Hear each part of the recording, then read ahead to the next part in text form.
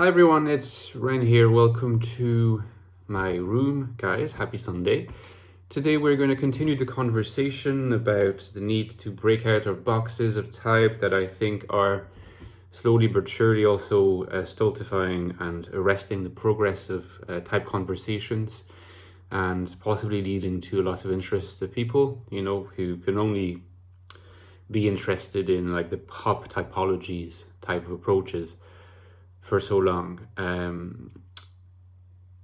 Now, I just want to say that you've probably noticed that I've decided to title this video "The INFJ as an Infinite Soul." So what I'm going to be talking about is going to be kind of tied in with a preliminary account of what the INFJ, according to my interpretation, what role the INFJ can play in this. So there's an intrication of purposes, rejuvenating the dialogue and discussions around what type means, personality type means, and the specific role that INFJs can play in this, given the way that they are, given their existential constitution and their cognitive function stack, to the two things obviously being connected.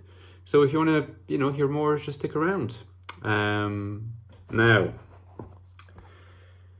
one thing that I'm going to break out to you as well is that the Infinite Soul is in fact the title of my upcoming book. So the prequel, the book that you need to get if you haven't got yet on the INFJ, is the Ecstatic Soul. It's right here, and you can get it at links below, ebook or paperback.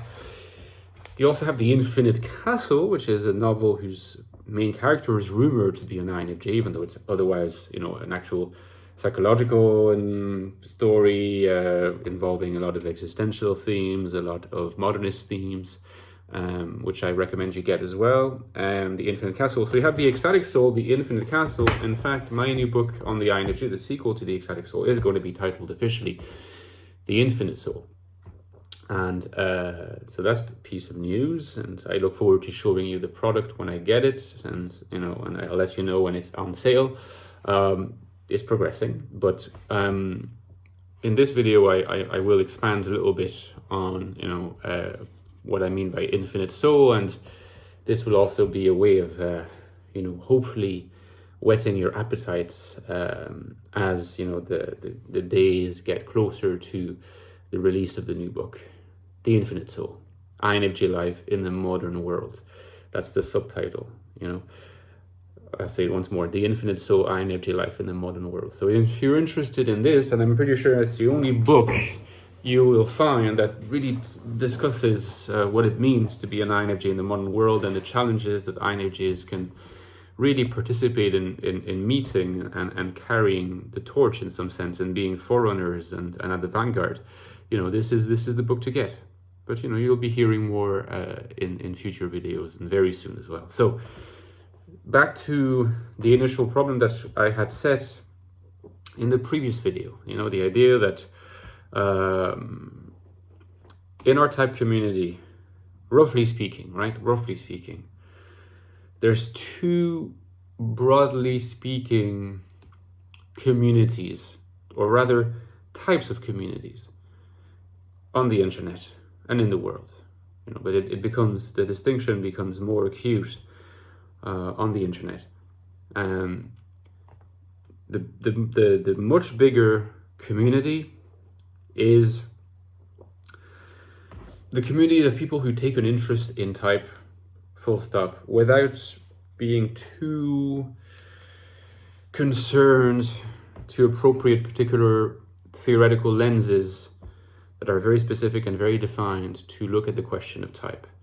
So that's the much bigger community. It's the community of conversation about type.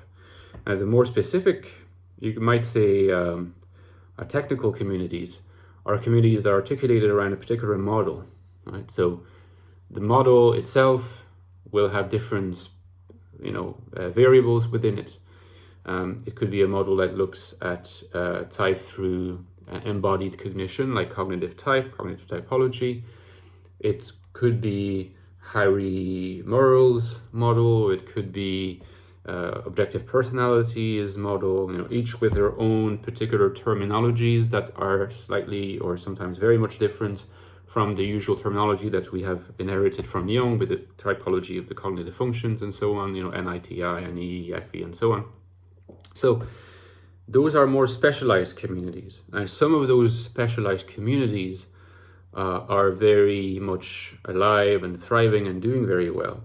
But if you like, it seems a simple basic fact that these communities are bound to be, albeit much more organized and structured, much smaller than our overall type community. That is the community, like I was saying, of people who are at various degrees of formality or informality, of commitment. They're interested in talking about questions of type, and particularly how type relates to life, because most people, aside from those who are engaged in a vanity project, and we don't need to concern ourselves too much with these people, the others, the majority among us, are interested in seeing how type blends into life and life blends into type.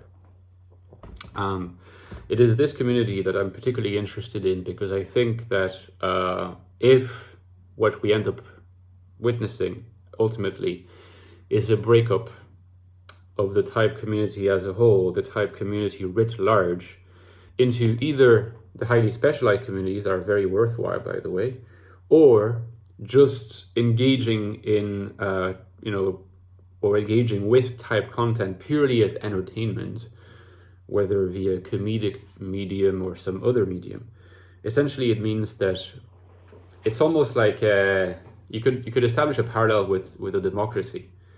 If a democracy tends to, starts to fail, what you get is like a hyper-localization of very, very advanced think tanks and universities and more or less exclusive societies that are composed of people who know and people who are engaged in a lot of research or discussions, but they're localized and they're very, very elite and tightly, the membership is tightly controlled. And then just the reign of the media, entertainment, and so on, and the democratic base has eroded to the point that there's apathy there. There's apathy, and so I think that in some sense you could apply that analogy to the state of the typology community right now, where there's a threat to the democratization of it because of the phenomena that I've been describing. So in order to revitalize the democracy, we need to make sure that the space of discourse that happens in the civil society of the type communities, right? Not in the specialized agencies or in the entertainment media, the civil society that we represent. We have a mission. You could really describe it as a mission to keep dialogue open, lines of communication open, and conversations to be invigorating enough for people to remain interested and want to be engaged.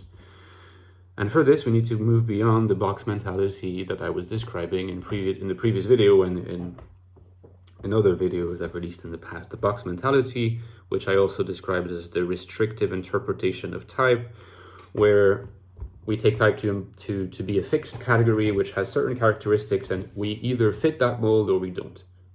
And a lot of our investigations, a lot of our researches, for people who are new to this discourse, is to just try to, they open up a catalog of different types. So most often the 16 types, but sometimes it's more types, sometimes it's fewer types, but let's say the 16 types most well known.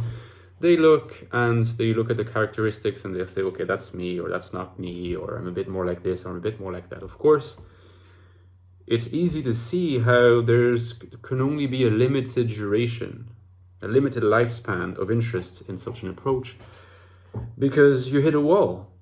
Those types are defined so restrictively ultimately that once you've exhausted what's inside those boxes, you run out of things to be interested in, and naturally you end up either losing interest completely or being attracted to those specific agencies that have their particular models, and they are important. Let me just emphasize that, because ideally you want to have some cross-pollination between those agencies and the civil society of the type community at large. Or people just start thinking, okay, let me just have some fun with types. I don't really take it that seriously anymore. I'm just going to consume, self-consciously entertainment media. about it. And they also have their place, but again, what we want to make sure of is that there is this big space of exchange that remains alive and flourishing and nourishing people's investigations of how type relates to life, how type blends into life, and how life blends into type, which is why my new book is also called INFJ Life in the Modern World. I wanted to really put the focus on the idea that life is what we're interested in. The world of today is what we were interested in as well, historically, geographically, culturally, and so on. We want to keep the connection between the vocabulary of type and the particular issues, challenges, hopes, worries, anxieties that we have in the world as embodied beings and citizens. And that's why I have very deliberately chosen this subtitle. Now, why Infinite Soul, and why is that seemingly a privilege reserved for the INFJ? Now, what I want to say is that, in some sense, as paradoxical as that may sound, I'm not necessarily claiming that this, rather prestigious sounding epithet of Infinite Soul is reserved for INFJs. My perspective is more so, and that's in line with my approach and what I call Jungian existentialism, where I say, look, I'm writing books about INFJs not because I'm only interested in INFJs. I'm not. I'm interested in all the types and many things besides. But insofar as this is the family that I belong to, it's what is innermost to me in terms of my experiences, and so this is what I can talk most competently and comprehensively about. And this is the point I'm making, that INFJs can, from the INFJ perspective, liberate themselves from this straitjacket of the box mentality to type if they start thinking of themselves as infinite souls. There might very well be different yet related vocabularies that people of other types can use to liberate their types from the box mentality as well. But I'm taking the INFJ route because I'm an INFJ, and this is the perspective I've always taken. I talk about my experiences and try to build a theory out of the data collection that I conduct from my experiences and observations. So an infinite soul is a soul that has managed to embrace the infinite attitude to type, representing, roughly speaking, because obviously this will be developed in much more detail in the book, having developed a relationship to type that is not that of a box, but that of a very much living language, a set of metaphors, a set of concepts, a set of images that allows whoever finds themselves at home within what ideally we would not even refer to as type anymore, because in type there is already implied in it the concept of a rigid segregation between different types. Partly this is the appeal of type, right? Is that you can be sure or feel that you're sure that you're this type and not another type, and that if we start trying to open up too much the boundaries of type, then we're always at risk of losing the meaningfulness of the type concept itself, which is why I hold on to the nomenclature around type and typology, because it's very useful and people understand it better. But I do say in the book that ideally we would want eventually to move toward the idea of families, family resemblance, right?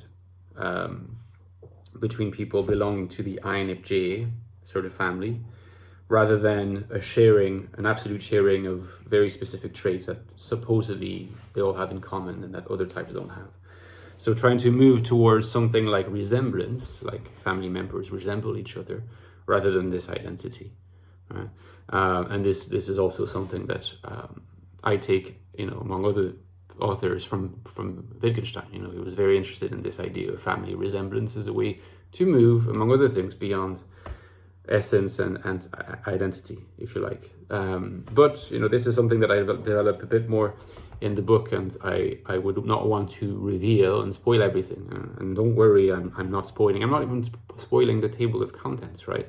You don't even know exactly what's in it. What is this modern life that INFJs lead, and how can they solve those problems, navigate through those issues. And how does this infinite attitude, the attitude that has rejected the restrictive interpretation of type as something that, you're sort of boxed in, rather type as something that opens up opportunities.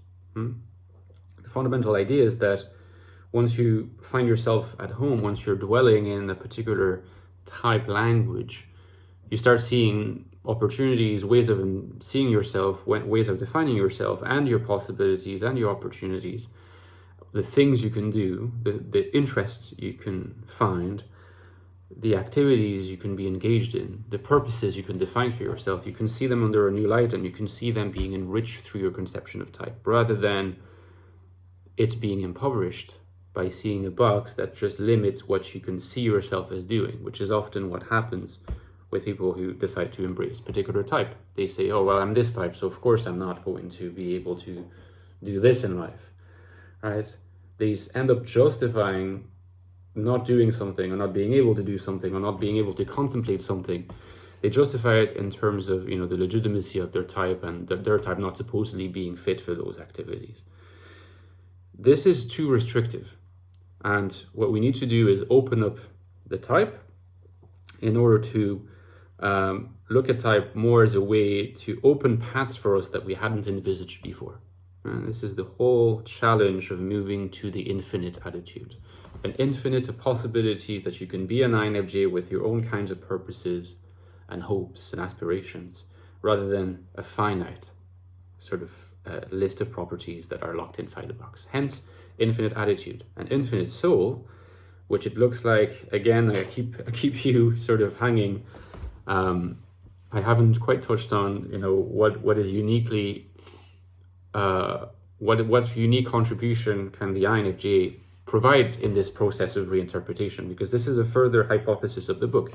It still is a book about the INFJ. It's not just a book about how we need to change our stance from finite to infinite attitude. It's also a book about what the INFJ, how the INFJ can play a very special, very peculiar role here, a very important contribution, because I think the INFJ is uniquely equipped, right, to be an infinite soul and to be if you like, a pathfinder, to be a pathfinder, someone who breaks new territory, and then for others to follow. It doesn't mean that other types are not equipped, but I think that the INFJ, given alienation, in fact, the idea of alienation, the idea that there is a certain alienation from your own body, like the INFJ has that feeling. So for an INFJ, the body already feels like a cage a lot of the time. And I think that because of this, and I developed this in chapter 1 of the book, the encaged phenomenon, it's an experience, it's a phenomenology, something that existentialism is very equipped to talk about. The experience of being encaged is very familiar to INFJs, including encaged in your body. And I think that because of this, INFJs have an extraordinary sensitivity to all boxed-in phenomena, which is why they're also equipped to be the first, possibly, to develop an alternative picture of how type can be understood as something that does not box you in, because INFJs are uniquely sensitive to this, and they're going to be among the first to pick it up and offer solutions. But anyway, I'll talk about this more in future videos, again, without spoiling too much, so stay tuned. Let me know what you thought in the comments, and I'll talk to you next week, guys. Take care. Bye-bye.